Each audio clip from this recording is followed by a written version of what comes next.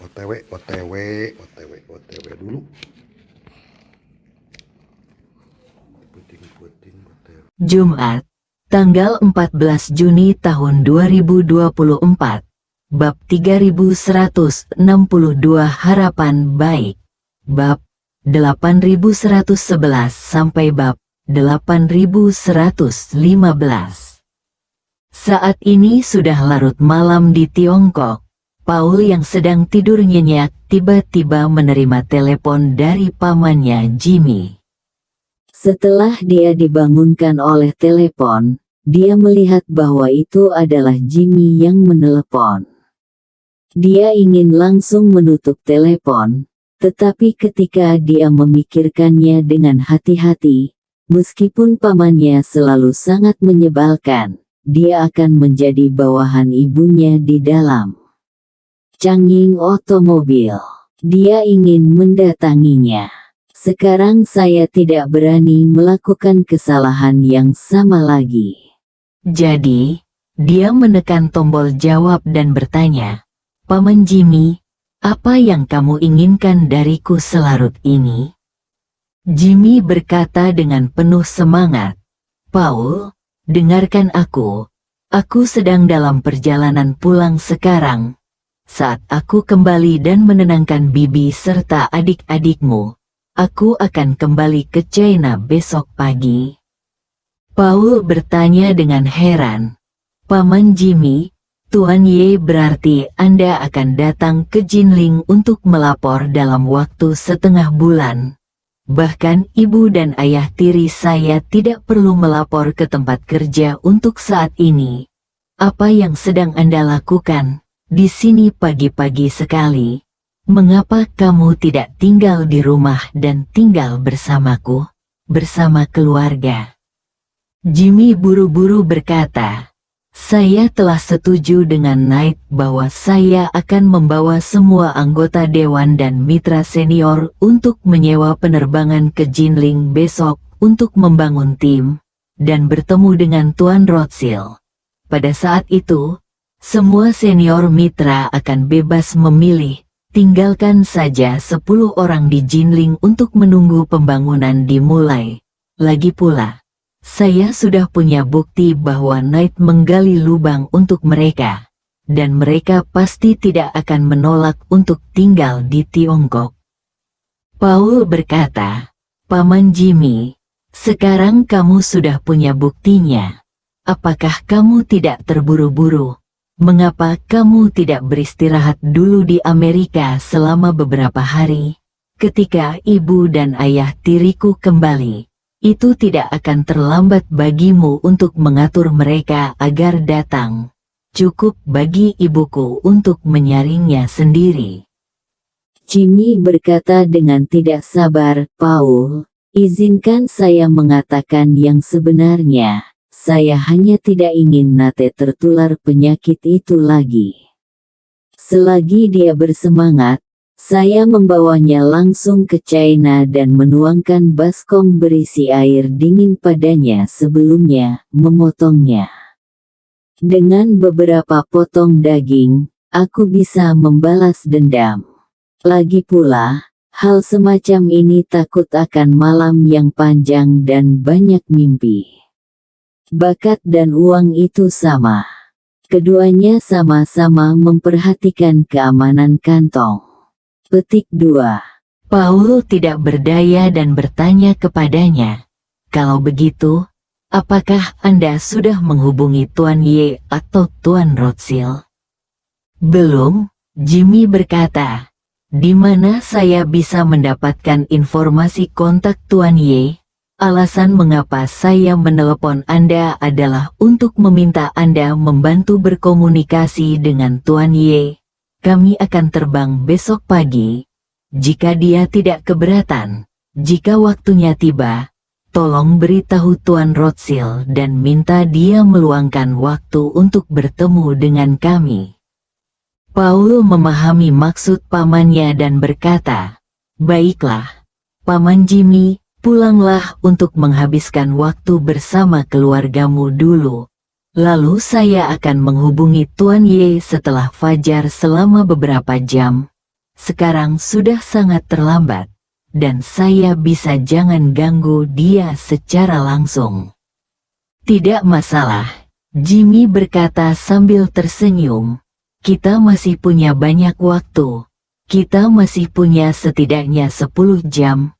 Kalau ada kabar dari Tuan Ye, harap ingat untuk memberitahuku secepatnya. Oke, Paul setuju dan kemudian menutup telepon. Jimmy, lega, kembali ke rumahnya di New York. Hal pertama yang dikatakan istrinya saat melihatnya adalah, apakah Han Meiking berjanji akan memberimu sebagian? Suasana hati Jimmy yang baik barusan menghilang karena kalimat ini, dan dia berkata dengan marah, kembalikan sahamnya kepadaku, dan aku hampir menghilang dari dunia Tiongkok. Untungnya, aku masih ada gunanya. Kalau tidak aku mungkin tidak bisa kembali. Istri saya berseru, apa, Han Meiking masih berani melakukan kejahatan padamu? Bukan dia. Jimmy melambaikan tangannya dan berbisik, ingat, jangan panggil dia dengan nama depannya lagi. Dimanapun kamu berada, baik di depan atau di belakang orang, kamu harus dengan hormat memanggilnya saudara perempuan mertua dalam bahasa Cina. Tidak peduli apa yang Anda gunakan. Saat berbicara dengan orang lain tentang dia, Anda harus menggunakan kata Cina, saudara ipar perempuan. Apakah Anda mengerti? Sang istri terkejut dan berkata, bukan itu yang kamu katakan sebelum kamu pergi. Kamu mengatakan bahwa kakak tertuamu telah meninggal, dan kamu serta Han Meiking tidak lagi memiliki saudara. Selebihnya hanyalah hubungan kepentingan. Mengapa kamu menelepon adik iparnya lagi sekarang? Jimmy menghela nafas. Adik iparku sangat berkuasa sekarang. Dia telah menikah dengan seorang suami dan memiliki hubungan yang tak terduga. Bahkan Steve Rothschild pun sopan padanya. Steve Rothschild, sang istri berkata dengan kaget. Bukankah dia baru saja menjadi pewaris pertama keluarga Rothschild beberapa waktu lalu? Suami baru Han Meiking benar-benar mengenalnya. Jimmy memelototinya dan berkata dengan marah, sudah kubilang panggil aku kakak ipar. Kamu tidak mengerti, bukan? Sang istri dikejutkan olehnya. Tetapi ketika dia melihat matanya membelalak dan marah, dia tahu dia tidak bercanda. Dan dengan cepat berkata, oke, panggil aku kakak ipar. Panggil aku kakak ipar. Katakan padaku, siapa suami baru ini? Kakak ipar, apa yang terjadi padamu ketika kamu pergi ke Jinling? Jimmy menghela nafas, ceritanya panjang sekali. Segera, dia memberitahu istrinya seluruh proses perjalanan ke Jinling tanpa syarat. Sang istri mula-mula tertegun, kemudian menjadi pucat, bahkan menutupi hatinya di saat kritis, karena takut Steve Rothschild tidak akan melepaskan mereka. Ketika dia mendengar bahwa suaminya pada akhirnya harus pergi ke Tiongkok untuk bekerja di Han Meiking selama 10 tahun, dia tidak lagi merasa marah, dan sisanya hanyalah kegembiraan karena selamat dari bencana. Semua orang tahu apa yang akan terjadi jika Anda menyinggung keluarga Rothschild, itu benar-benar kematian tanpa penguburan. Merupakan suatu berkah di antara kemalangan untuk mengalami situasi seperti ini sekarang. Dia tidak bisa mengendalikan amarahnya terhadap Nate Ellis, dan mengertakkan gigi dan berkata, bajingan Nate itu sama sekali bukan manusia. Dia dengan sengaja menggali lubang untuk kamu injak. Dia hanyalah binatang buas. Jimmy menghibur. Tidak apa-apa, Jangan khawatir tentang dia. Saya akan pergi ke China besok. Dia akan mempermudahnya. Saya perkirakan dalam 10 tahun ke depan, akan sulit bagi Alice untuk mendapat untung. Pendapatan dari kita bersebelas mungkin akan membutuhkan naik pada akhirnya.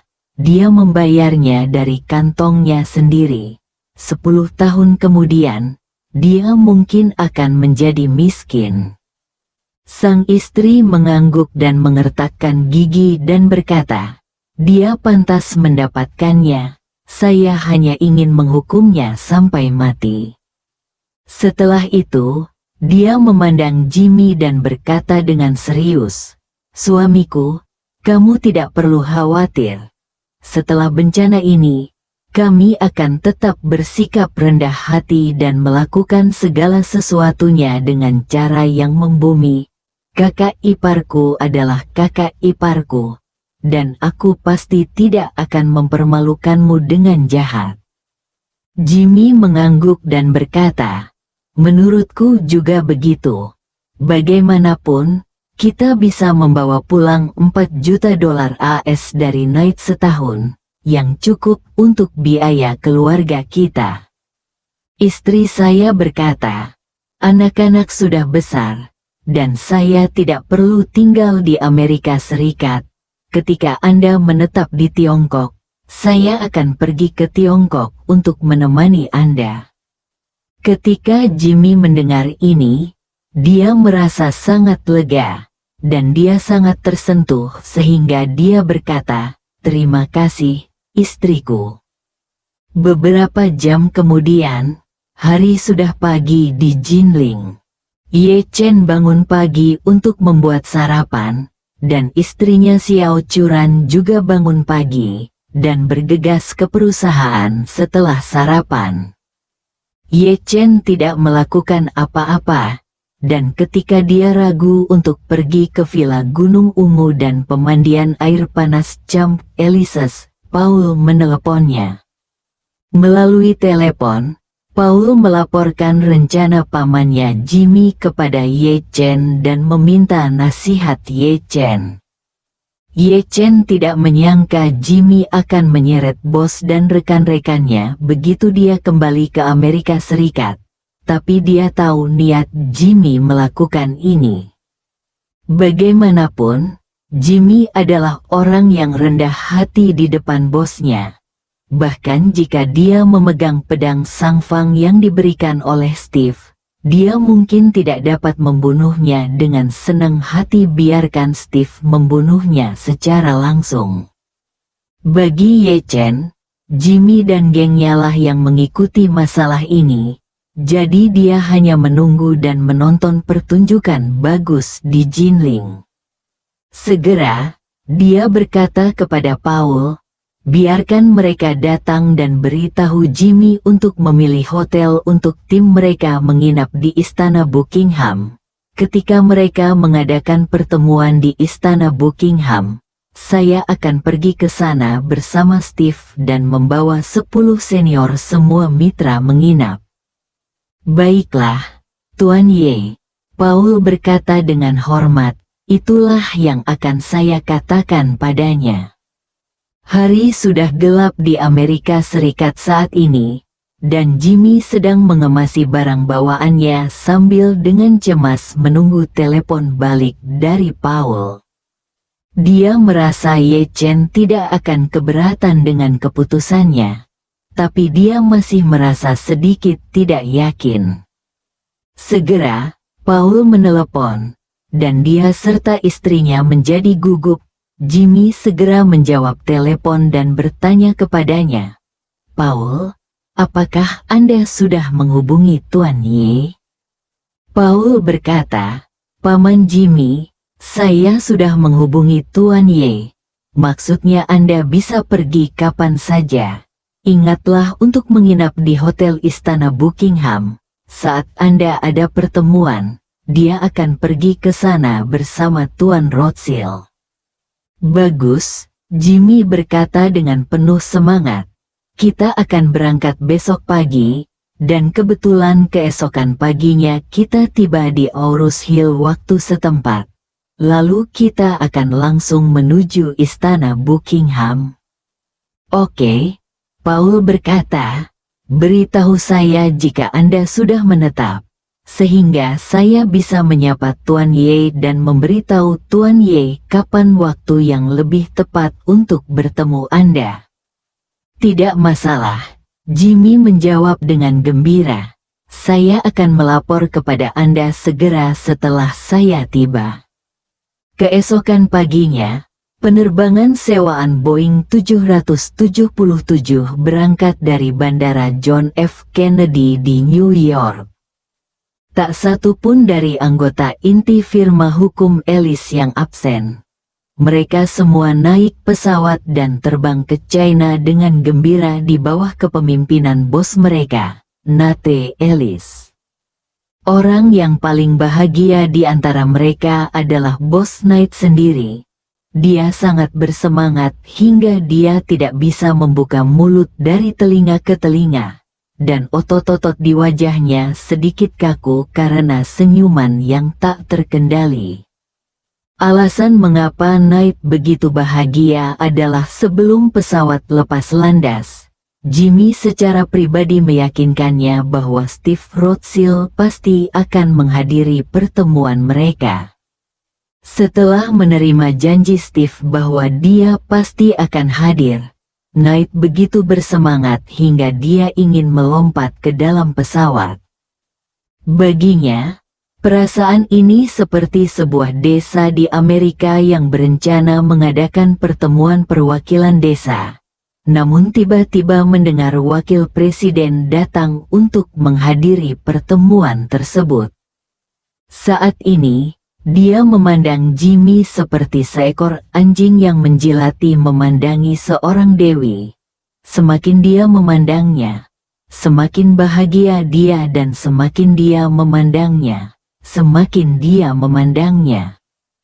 Jika bukan karena orientasi seksualnya yang normal, dia sangat ingin memegang wajah lama Jimmy dan menciumnya dengan keras. Dan dia hanya bisa menghela nafas dalam hatinya. Tanpa diduga, Jimmy ternyata menjadi berkah terbesar saya selama bertahun-tahun berwirausaha.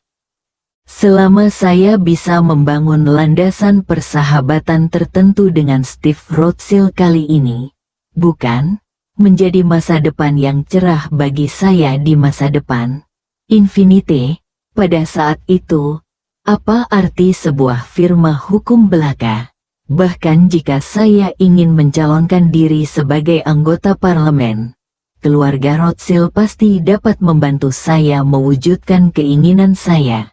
Dan saya akan dapat berhenti dari bisnis dan bergabung dengan politik, bersambung.